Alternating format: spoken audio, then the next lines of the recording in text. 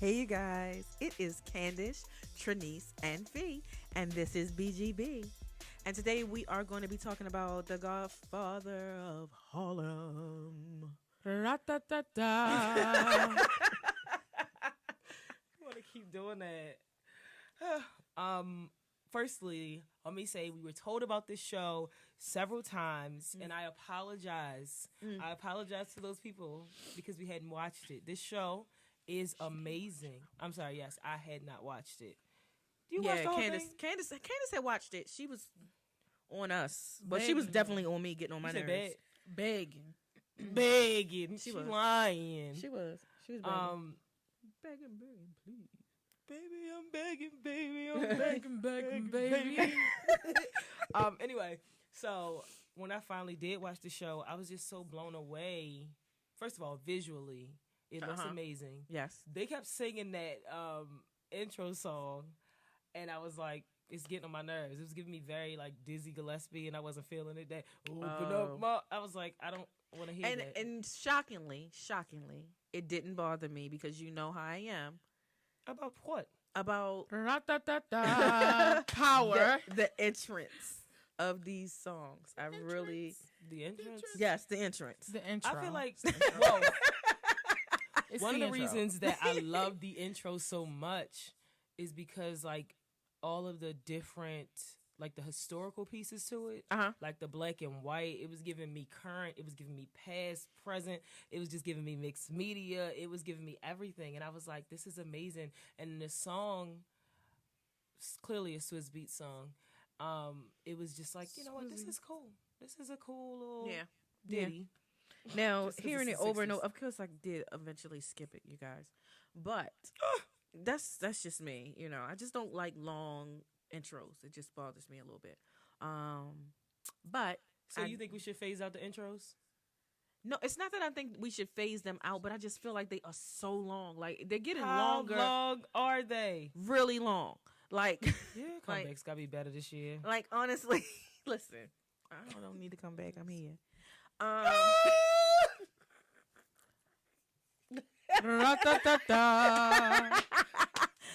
No, honestly, like, I just feel like everybody's trying to put out a CD, like, at the beginning of TV shows. How long have you felt like this? What you got for me? How long have you felt like this? I felt like it for a very long time. How long is a long time? A long time. Give me some years. Give me some years. Years. Many, many years. Like, what decade we talking? Like, is this a new decade? You know that, right? Or a show. Give a show. Since what show have you felt that way? Power. Wow. Since Power. So recently. So just recently, actually. Not for years. Recently. Just yesterday. Exactly. So you didn't get mad when they was singing and hollering on A Different World? You didn't get mad when they had Cliff offbeat dancing on the Cosby Show? Actually, I did. And Don't try to call it now. Of course, I could not back then. I could not back then go through the yellow to get to back to the yellow. Stuck up. You heard her. But we're the ones. But yeah, crazy. I think the song was really good, and I never skipped it. Did you skip it? It's interesting. No, I like it. Interesting. It got me ready. Because you want to be a thug. She wants to be a mobster so bad. She do. I don't want to be. I am one. Okay. It's Can Corleone. We won't talk about my life other than what you all know. But yeah, it always gets me ready. Like, I'm ready to be a part of this. I'm ready to. I was about to make a joke, but I can't. I can't. See, this is the type of stuff that I deal with on a regular basis, you guys. And this right here is why. I can't. What did you say? Don't even worry about it. You should have been a part of the show. You should have been a part of the show. This live show. You should have been a part of it. Wow. Back to you, Can Corleone. What were you saying? I personally enjoy the song, and I don't even. If we're gonna bring up Power, I don't hate that song. Power is not touching this. No, but what I'm saying is I don't I feel like the intro is what's supposed to get you excited for the show. Okay. And that's, I receive it. Now, if I'm binge watching something, I'm like, all right, I want to know what's happening next. That's what I'm saying. But I wasn't like that with That's not what you're saying. You saying you hate long shows, I do, but maybe that is a key reason why it bothers me so bad. Because most of the time, about time we're really, really getting into the shows, I'm binge watching it. You mean by the time you are? Yes, me. Because that's who's talking, me. You said we. You said we though. So by the time I'm getting into the shows around here. About we. Anyway, we wasting time. So this series, it comes on Epix, which I had never heard about prior to this series. Y'all heard of Epix before this series? Yes. What were you watching on Epix? I didn't say I was watching anything that I've heard about it. I don't think I've watched anything on Epix that I can recall. But they do like a lot of movies and like have good movies and stuff on there. Like that, like the typical movies that come on premium channels. But some stuff you would watch like on Stars or HBO, stuff like that. Epix provided that same thing. But as far as shows, I don't know of them having too many shows that you could call out.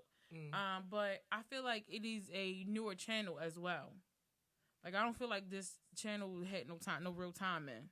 No. They cracked everything with this one because this show is amazing. If that's how you're going to start your channel, I think this show is a great start. It is 10 episodes, 54 minutes, round about. Swizz Beats is the executive music producer, which is probably why he did the opening song. And also is produced by Forrest Whitaker. Yeah, it just came out in 2009. Oh, look at that. No time in. I mean, it's a little decade old now, but... It's a little decade old. When I was watching it after The Godfather of Harlem, all I saw was, like, Madea repeats and... That's what I'm saying. Movies. Like, it's rap movies, exactly. But... when I first saw it, I was just like, the production value was through the roof. The soundtrack is great. I love the mixing of like the new sound with the older time. And I think honestly the 60s is my favorite fashion period for like men, black men specifically. Real clean I think cut, they just classic. look so amazing in the 60s. Like they were so tailored put together, like clean. They cared about themselves. I was gonna say they cared. It was just a different time. It was a different time. I was like, I would have wanted to be born in the 60s, but you know what happened then? Y'all was getting beat. Not y'all, you was born. I'm sorry. I was going to say, don't even take me there. So, okay, so some of the characters, what you say? I'll deal with you later. So, some of the characters, these are some of the characters that are on this show, you guys, because it's a real interesting show, and we really want you all to get invested in it. Bumpy Johnson. Main character. Who's based on a real person. Yes. Yeah, because I couldn't remember if you said that at the beginning. Yes, this series is based on a real person. And it's the unofficial sequel to American Gangster. It's the prequel. Because the person from American Gangster is supposed to be Bumpy Johnson's driver. Supposed to be, but they said that he was a liar.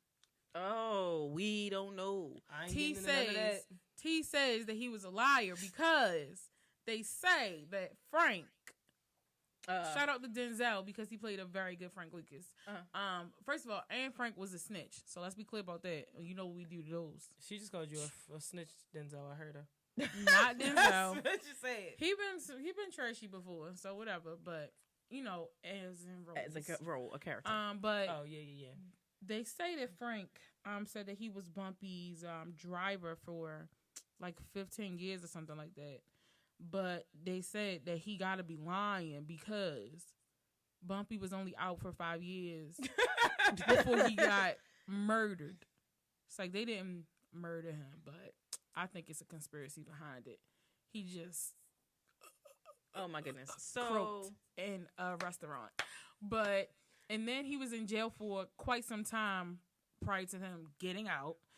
So they said that the timeline don't really line up. Maybe he just added some time together. You know how that's a lie. In between. That's a lie. What we just say, half the truth is still a whole lie. Oh yeah, we did just have this whole conversation. Okay, so we got Bumpy Johnson. We have Margaret, which is his daughter, his youngest daughter. We have May, which is his wife. I'm sorry. Hey, May May. Hey, May May. Hey, May May. Oh my God. Hey, May May. We had the club hollering. Hey, May May. It's just Mamie. It's Mamie. Oh, you be calling her May May. May May. I got a habit of doing that, May May. Okay, Mamie. You don't know her like that. Girl, you still gonna keep saying it, May May girl. Y'all not girls. She was out there on the front line with her, apparently. Right. That's Mamie. right. You don't know. Okay. We have Malcolm X. We have You want to leave Elise out the family? That's the problem there. okay, Elise, which is the eldest daughter of Bumpy's. And technically, Margaret is... Whoa! Spoiler alert, guys. There it is. Boom, boom, boom, boom. She's about to ruin it. So if you have not this show's been out far too long stop for them it not right to watch now and watch it. And once I take the spoiler alert down, it's over. They gonna say whatever they want. Here it is. Okay. We all are. She's technically Elise's daughter. Elise's, yes. I just keep shortening these people's names. But yeah, so she's her daughter. Just possessive form. We're not gonna get into it. Yeah. Okay, and then did I say Malcolm? We have Malcolm X that's in it. We have Adam Clayton Powell. Mm-hmm. We have Stella. Well, you're gonna learn about Stella, honey. We have Vincent. We have Frank. We have Joe. Oh, Joe Banano. Yo, when I first started watching that, Banano. That's because you're country. When I first started watching it, I used to say it to Trey all the time, and I'd be like, Joe Banano. Yeah, I could never do it. Banano? I could never do that type of language. Italian? It's so easy. Oh, don't start. No. Do you want me? Banano. Does anybody want me? No, we don't. Because I'll do Go it. ahead. No, thank you. Go ahead. No. All right. It's a spaghetti in there. It's spaghetti in there. That's the black version. Okay, and we have El Guapo. All she do is play. And we have El Guapo. And it's a lot of other characters. Did you but say you'll learn about it. You say Frankie? I said Frank. I'm sorry. All right. Yeah. All right. So now we can get into it. Yeah, so basically we find our main character, Bumpy Johnson, being released from prison, coming home, and getting right back into the life. Right. I mean, like, right back. Like his welcome home party was business. Yes. It was, though, because, he was in jail for a long time. Not Frank Lucasen. So. For not ratting people. That's what she's saying. Because he was not a rat. So he was loyal to this game. Loyal to a fault, boy. So we see him, and at no point did we think he was reformed. Because he came right out. Exactly. He was about to get his business He just did his started. time. And the only thing that we've realized over time that has changed is everything outside, like the way the power dynamics are, that stuff has changed. So Bumpy has to come back and reassert himself, and he's fighting with the mob that's trying to take over what he's created since he went his territory in the pen. Well, he's really fighting mostly at the beginning. He's really fighting mostly against Vincent because he wants Harlem, right? Chicano. Gigante. Chin. Yeah, my bad. Gigante. Yes. He's mostly fighting against him because, number one, he's jealous because nobody wants to, back in the day, well, actually still now, nobody wants a nigga in charge or a nigga who's like, knows something. Nobody wants an uppity nigga. That's what they like to call him. An uppity nigga. You clearly like to call him. You said it 3 times. Back to back. If anything, she's an uppity nigga. Exactly. An uppity nigga. Because I'm Look coming at your back shoulders. like Your shoulders be moving this much. I'm coming in like I own the place. I just got out and I own it. Anyway, so we see him coming in and he goes to Gigante's butcher shop and he basically like, look, y'all changing stuff and I don't know why. And he like, look, when you went in, I wasn't nobody. Gigante. I wasn't nobody. I'm somebody now and I'm not for this. And basically the whole show is about the power struggle between the mob and Bumpy's organization and asserting himself. Now, just like a lot of these horrible, beautifully written drug lord shows, I'm rooting for the bad guy. Like, I was really like, I want Bumpy to get it together. Is he really a bad guy? Yes. I mean, I guess it depends on your view. This is about to get crazy. Y'all probably think I'm trashy. Go ahead. Be trashy. I already know you are. I know you are, but what am I? The drug game is just as bad as the beef game. Like, and when I say beef, I'm talking about cows. Like, is it just as bad? People get cancer from that horrible meat. They are mass producing baby calves every chance they get, impregnating them at young ages just to get more beef and give out more cancer. All right, Lisa Simpson. I'm just saying, drugs are bad. Don't do drugs. Drugs are bad. I don't think you're saying that. But what I'm saying is, he is a man of the community. No. He is definitely a man of the community. What? He is trying to have everyone get the best that they can on each side. And then it's like, I'm already in this. So. As long as you don't touch his territory. This is. You think somebody could just come build for him on your land? No. Well, honey, yes, the they can if they white. Say, that's what white people let me did. tell you something. The and government that's the will problem. create that's a why new law. I don't think it's a problem for rooting for him. All I'm saying is, if that's the case, if you really believe that, how do you feel about junkies? How do I feel? I mean, it's a sad situation, but it's just like obese people, is my point. People are addicted to food every day. Haven't you seen my 600-pound life? Those people, we won't get into They it. have shows.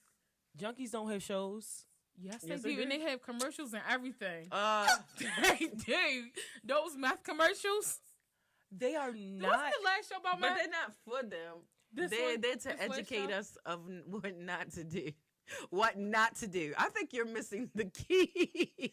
I agree. Okay, my 600-pound life is not to educate us on what not to do. It definitely is. Okay, then. That's what, I don't that's know, what I'm because saying. they be showing me that they getting love, so it's honestly telling me to let myself go. Ain't it crazy? Ain't it crazy? It's Stay so crazy, focused. girl. Stay focused. I cannot.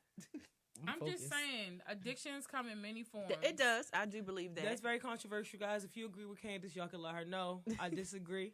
But my thing is, I'm kind of torn to understand because drugs are a lucrative business. So as a business person, when you don't have capital and you don't have anybody to invest, you have nothing to pull from, drugs are an easy startup company, honestly. Mm-hmm. He also was a numbers runner. So yeah, I was going to say he was, until Gigante. Yeah, I know. But I feel like, let me say this. I feel like you said, it's not a good, but it is a startup for people back in the day. It's a startup. And I think that he was so far in it that when he came out, he could have chosen a different path.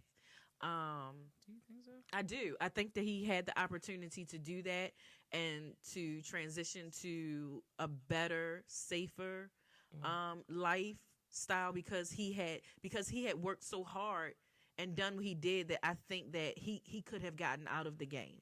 But because it was so familiar, because it was so comfortable, and because the people around him were still in it, it was much easier to come back to.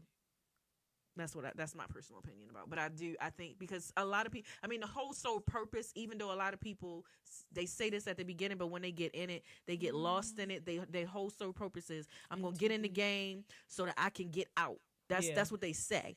But then it's some people that when they get in it, they don't know how to get out. Yeah, or the game won't let you out. Yeah. It's like quicksand. Good analogy. That is a good analogy. That one I can get behind. Okay. But yeah, so like I think I don't know. Everybody doesn't rise from the lower level, and when I say lower level, I mean as far as business. I think being a drug kingpin is a lower level of business, only because the shelf life is short. Like there's no way that you're gonna be 60 still selling drugs. Right. I mean, if somebody out there is, please let me know. Feel free. Sugar daddy applications are. It's like, I'm joking. She means but like, there's not a good life expectancy for anybody that's in that life. Right. None. Because someone is always going to try to take you out because they feel like they can run the business better. You're getting too old. You don't know the game anymore. Things are constantly changing. So, yeah. And kind of, sort of, that's what Bumpy was running into, but not from his people, from the mob. Right. And then you got the whole racist situation because they was throwing all sorts of slurs around. Yeah. And I was just like, it's the time. Yeah. So, and that was the other thing. As I was watching it, like, yes, that's the other thing. But when you're watching these type of shows, guys, you got to realize the time period that it's in, and not to put yourself too far in it, and to go there where you start to where you start to be like coming from it, and you think you gonna start acting this way. You know what I'm trying to say? Because you deliberate. I'm confused. Like. All right, prime example, like they calling each other all types of names and things like that, cunts and, well, let's not say that. That's a word I used frequently. That's a right now word. So on time words, like always. But no, just like with the N word, nigga. I don't like saying it. I don't like saying nigga. You. I don't. You don't like saying nigga. I'm just trying to remember if I recall you saying it, and I don't know if I do. No, I don't say it. I don't say it. I did. Now these are my reasons. The reason why I don't say those type of words is because I don't want to make the mistake and slip up around my children. Because confession time. I say it around your kids all the time. Oh, I say it around your kids. Thanks a lot. It's me. Thanks. I've never called them little niggas. I just might say a nigga. I think I said it today. God help us. We say that word all the time. Nigga. It's legit. Oh, it's punctuation. God. It's an accent. It's emphasis. Nigga, I know you heard me. Because please. Listen, some children, and see, that is how my son will go to school. And then one of them won't be doing their work, or they'll be bothering him and be like, did not tell you leave me alone. Bringing it back to TV, it's this hilarious episode of Bernie Mac. Oh, I thought you were going to say Blackish. Go ahead. Yeah, that's funny too. Of Bernie Mac, where baby girl goes to school. Yeah, rest in peace, Uncle Bernie. She goes to school, and he was at home saying he didn't even know she was in the room. And he was like, yeah, I mean, they think we rich. I mean, we ain't old country club rich. We just nigga rich. And she went to school and was like, oh, they nigga rich. And the teacher was like, Mr. Mac, see? She said, she put it on a piece of paper, gave it to him, and he was like, baby girl said this? He was like, I mean, when you say it, you be like, oh, that man is, and she was like, Mr. Mac. Oh, God. That episode is hilarious. I just need to find out which one it is. I think it's just a real thing. They did that episode of Blackish when Jack went to perform in front of the whole school. I ain't saying she a broke nigga. I mean, I ain't saying he a broke nigga. And everybody was like, yeah, and that would definitely be one of my children, is all again with the segue. Back to the show. So, it's a couple things that came up in this scenario. I think a big one that I wanted to touch on was, since we was talking about drugs, is the treatment of people with drug addictions. So, unfortunately, and I think it always is like this. Mm-hmm. It's always like this. When you're a part of that world, it touches somebody you love. And Bumpy's oldest daughter, Elise, on that duji. On the duji. She was addicted. She's an addict. Make that a common word. The duji? It's done, yes. All right, thanks. And so we see him until the end of the first episode. We don't know that they related. Right, we have no idea. We just speculate. Just like, oh God, look what this doing to my daughter. My daughter. And I was just like, it's so sad. But you would think that would be the motivation to at least to stop selling. Yeah, and it's not. And it's never enough. But he just seems so sad about it. No, but I think what ends up happening is, because I feel like a lot of drug runners run into this problem where they have people that are in their family that is on it, and either they go two ways. They tell the people that work for them don't sell to them, or they tell them only buy from my people. So they say, so that they know, yeah. And but you're never safe with an addiction. But you know your own product. People will be mixing that stuff, right, lacing it stuff. Exactly. My grandfather told me that his brother, my R.I.P. grandfather, told me that his brother got crazy because he was smoking that stuff with the people. The That's what duji? he told me. Nah, The duji. It wasn't duji. No, it wasn't duji. I heard this story about my great aunt that she went to this party with these white people. And they And lace it was it. out. They People- always lace it. No. They was out. They was having a good time. And apparently she had angel dust. Oh. And they was like, oh, here, just try it. And she was like, no, I'm good. And she blew it in her face. They said she was addicted ever since. Ever since. Yeah, I went to a party. Rest in peace. And I told you that's how it happens. yeah, with some Based off a movie I saw, not me. with some people. And Okay. no, I'm just saying. But and they tried, and because of I don't want to say the era because it wasn't like that or nothing like that, but it was back like when I was in high school and I was living in Silver Spring back then because I was at a group home. Rich. No, I was definitely not rich people. I was in a group home, and it was a lot of whites there, and they were whites there. and they were really addicted to acid and stuff like that. So they were always doing, and they would always suggest or kind of like be like, "Hey, would you like to try some?" And I'm like, "Nah, yo." Like, What she say, yo? like, nah, I'm good. But it would always be readily available. Like, it was like Tic Tacs. Because that's what they, first of all, white people, they have pill parties. Yeah, So that's the first thing. And they just grab all the pills out of the cabinet. Right. You went to one? No, but my... You know where they live. So... I learned about it. I learned about it. Oh, but wow. on Get Rich or Die Trying, Majestic told 50 Cent how he set his mother up and made her become a junkie. So Set her up? by giving her the drugs. She's so Because betrayed. that's how quick. Set her up? And it's like you just can't turn away from it. Right. Once So you, right. The whole thought of it is like how some people don't agree with like their kids drinking and stuff like that, but they might tell their children like, well, if you're gonna do it in the house. It's a line on Mean Girls, one of my favorites. If you're gonna drink, I'd rather you drink in the house. Rather you do it in the house. So it's like stay within my product because I know the safety of my product. Right. These people, they trying to stretch their stuff. They trying to get people super duper addicted. I mean, I don't know how like the Right. levels Right. of it, but it's like The what? The levels. of it. But it's like I know what I have, and I know that. I mean, you're going to keep coming back, And but I get it's that. not going to kill you. I understand, but it's the same Unless way you- I I think feel it's just about... a power move. Ultimately, it's just a Oh, power I move. thought I was talking, but I guess I Nope. wasn't. Nope, you weren't.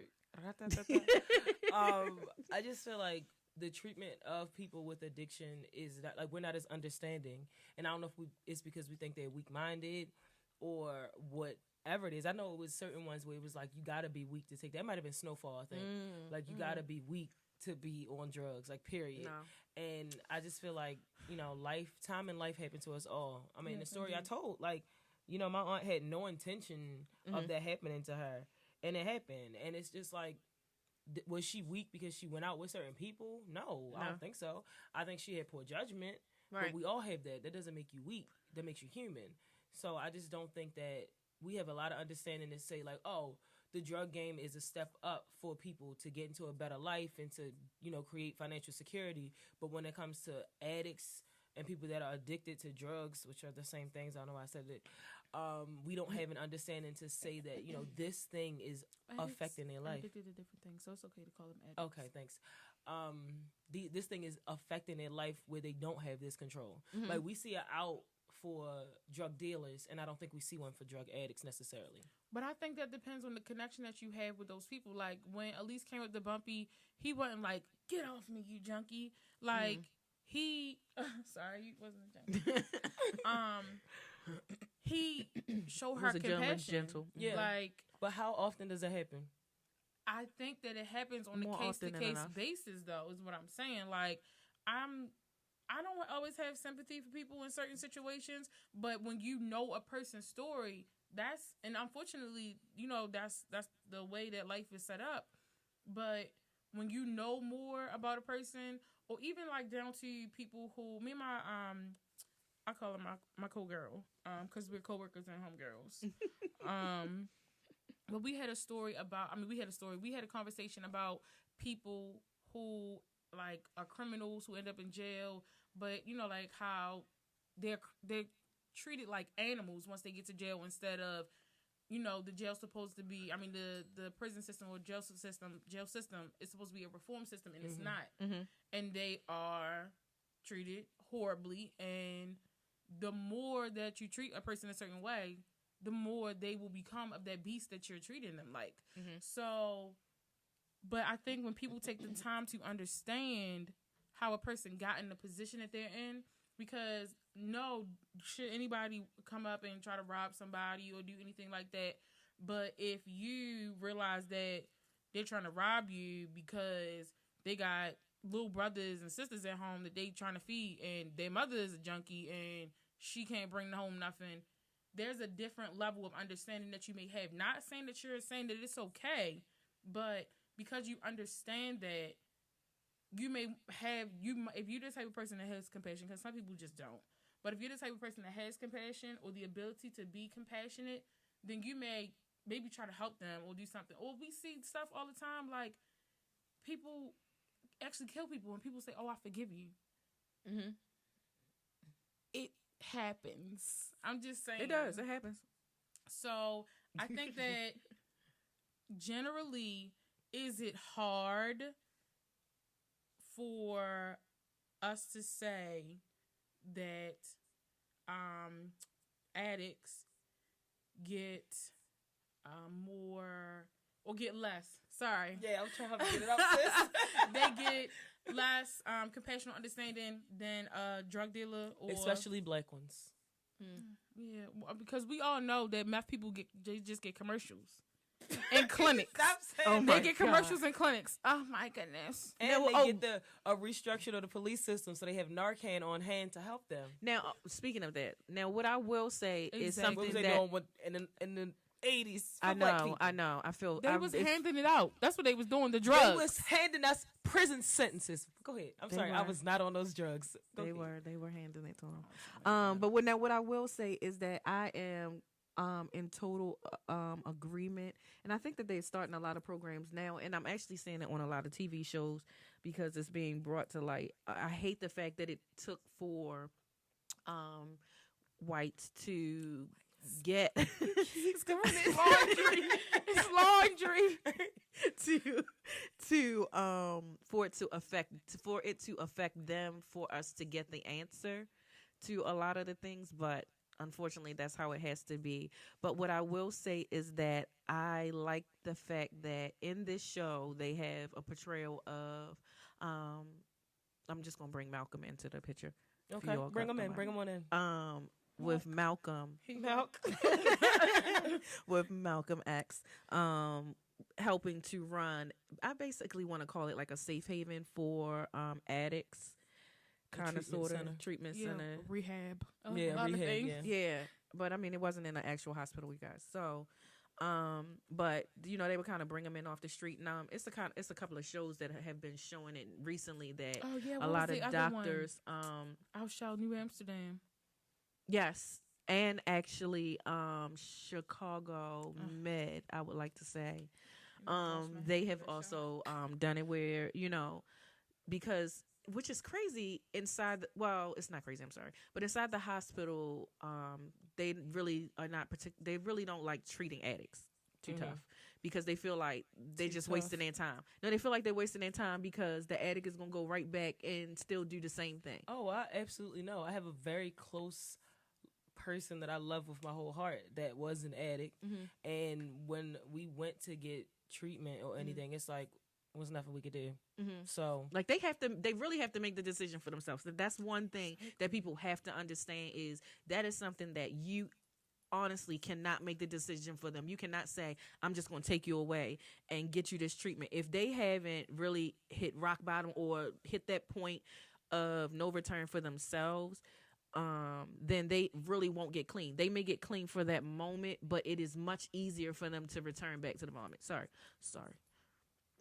She's apologizing because she's so safe. When you brought up Malcolm, and I must say, this actor that portrayed Malcolm was amazing. Amazing. And it's a lot to follow. The last Malcolm that we knew was Denzel Washington. It's a lot to follow. And I think he carried this role exceptionally well. I thought it was him, right? Did he come back? Right. Was it a lie? Honestly. Did they not put their hand in their pocket? You know they did. It's a couple people you don't have to question that are dead. Trust me. Yeah. But that is true.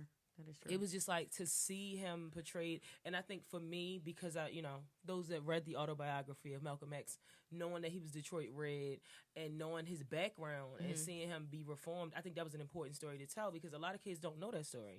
A lot of kids don't know that he was a corner boy. They don't know that. Right. They just know that he's Malcolm X, and it's kind of like to see how he was supporting his community and also trying to elevate a mindset because of a couple things he was saying about Bumpy. To try to get him out that game. And he was saying, like, if you militarize basically these men and teach them the value of their community, these type of men, they're going to be unstoppable. Right. So all we have to do is change their basically perception. And once we change their perspective and give them the right things to fight for, we got an army. Yeah. And I think that's true. I completely agree with that. I think that when you invest in men and you teach men how to go about and to build their communities in positive ways that don't have so many negative effects. Like, I think the effects of drugs are more negative than the positive that it gives out. Right. So that's why I'm not for drugs as the stepping stone for our success. But I just feel like with that mindset, when we tell our men what they can do, like they even had men training and I loved it. Yeah, they had the men in the treatment center. They were training, doing self-defense things, and I've always been on that line with the violent protests because I believe we don't have to use violence, but if it's brought to us, I think we should be able to defend ourselves. That's what I think because they're not gonna learn. Right, they haven't learned in all of the years that we've been on our back, and even Jesus said, "Turn the other cheek." That's only one. That's only one cheek. So. That's how I feel about that. But I think this Malcolm is great. And I think, y'all can get into the Malcolm too, but I wanted to see what y'all thought about the the difference in, I don't know how you're going to feel about the conversation, but like the black man religion and the white man religion. Of a Muslim and a Christian. Well, you can get into Malcolm first. If you're going to ease on in there. No, I mean...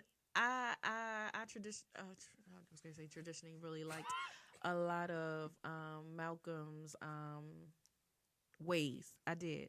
I thought that he, not that I walked with him or anything, but I felt that he stood. I believed in what he stood for. I believed in how he stood. I believed in even the way that he talked about the way that he stood.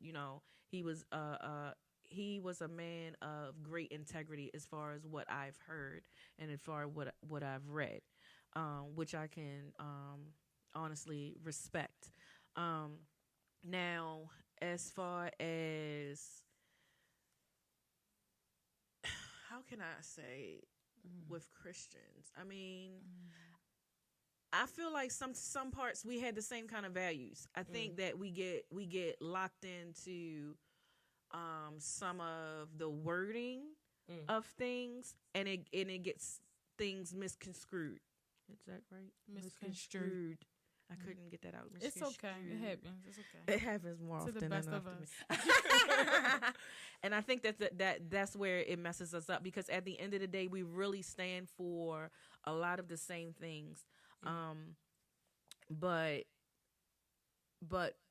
we go too far in some aspects with certain religions, and I'm definitely not one of them people to be like sitting here battling with nobody about religions. You're gonna believe what you want to believe, and I'm gonna believe what I want to believe, and we just gonna see who gonna get where. Oh, dang! I'm gonna see if I see you having or not. Because I mean, I want to win people over. You know what I'm saying? I do. But at the end of the day, you're going to believe in something. Just believe in, I'm here like believe in something, but hopefully what you believe will get you where you're trying to get to. Mm-hmm. I feel all of that. Yeah. So crazy. Well. Because obviously I'm a Christian, but when, I feel like if they're real listeners, then they should know that we've talked about us being Christians before. So that's why it's obvious. If not, now it is. So, like this whole like coexisting thing and all of that. It's like I just mind my business about stuff, but it's like, but if I believe in heaven and then you think you're gonna be reincarnated, like, am I supposed to say like, girl, go ahead and be a bird, see you around, or like, so that's why it's just like, I just touch not. Girl, go ahead and be a bird. I just touch not. But yeah, I love Malcolm. I think, and first, I've loved Malcolm for a very long time. My grandmother and my grandfather made me watch that long movie when I was younger. So I found a love for it. Necessary black viewing, everybody. It is necessary, but I think for maybe older children. Yes, teenagers, definitely. Yes. When you can digest and understand. Yes. But it definitely had a lasting effect on me though. I will say that. But I was definitely like, who makes a movie for 4 hours? Like y'all, I mean, I guess it's as bad as Roots, which is many movies. Right. Actually, it's not true. Jackson American Dream.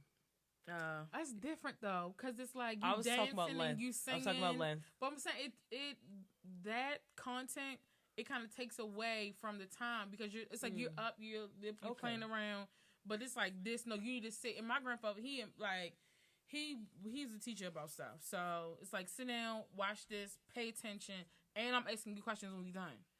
So I'm in class. Everything I aspire to be. So yeah, I've always had a great love for him, and while I believe Martin is amazing, he was non-violence. I believe in a bit of brutality. So, by any means necessary, essentially. But in watching this show, it made me do a lot of research, not just on Malcolm, but on all of these people. But they spoke a lot about, well, in my reading, I read a lot about how Malcolm moved away from the more traditional sense of the Muslim religion. And he kind of created his own religion. I think they said it was called like African, like panism or something like that. It was like based off of that. Yes, there you go. And it was more so based around that than the militant rules of the nation. Exactly. And we're obviously not downcasting nothing or saying that we're better or anything. Apparently, we coexist around here. So, apparently, but yeah, yeah. So, and I really respected him because, like Trini said in the beginning of our show, that this is a portrayal and it's based on, like real life. So I appreciated the fact of, him. He was always true to himself. So even like around Bumpy, he would, it's like, yeah, I'm rolling with you and everything, but you're not changing my mind or my mindset on, how I'm evolving, how I'm going to be the best black man that I can be. As well as when it came to the Oh Holy One, he was respectful and following orders, but when it became an issue for him it was more so I feel like it was like a soul barrier between, what he felt like his true calling was in order to, help the black man, right, which they say is, like the driving force of the nation. And, following the Holy One. And I appreciated him for standing up for what was really important. And I think that is something that we can take when you bring up, the difference between, the Muslim religion and Christianity. I don't really want to speak on the differences, but I do want to say that how Malcolm was, I feel like it's something that we can all take with us. And, don't like pick and choose and say, only 144,000 go to heaven and nothing like that. But that was what we used to believe. I used to believe. Yes, you. Well, my great grandmother. That's what I was raised on. Never knew I'm that. not saying. You know what she's all saying? I don't believe catch a freak. Jehovah's Witness. I think that it's very important to, especially when it comes to man, because the old holy one was Elijah, Muhammad. People a lot of times they want to like either follow the pastor, follow the priest, follow the pope, and you make those people your God. Right. And that's not what you're supposed to do. Number one, you should have your own relationship with the Lord, and you should get to know whatever your religion is and whatever the guide for your religion is. You need to read it. That is not one of the manuals you can just throw away and not follow the directions on. You should read it. You should get to know it. It should become a part of you. And I think that is what Malcolm portrayed to me about, you know, who he was. And that's what I took most back from, especially in this character, but as him and as a whole. So I appreciate Malcolm. We could have been boys. That was a beautiful point that you made, and I think it's so true. And I think the same is said about Martin in his later years, that there's one portrayal of him that's all nonviolent and, hold hands, kumbaya. But then toward the end of his life, he wanted to change his narrative. Yeah. He wanted to become more like, y'all not making the changes we need to see, so we got to change our effects. He has a statement. Oh, I just read that statement too. Go ahead. And with that, I think in both instances, with both Martin and Malcolm, I think they're more alike than they are different. Yes. And I think sometimes it's easier to teach two sides of the same coin as opposed to teaching that things didn't change so much that two people had different ideas started to come toward the middle.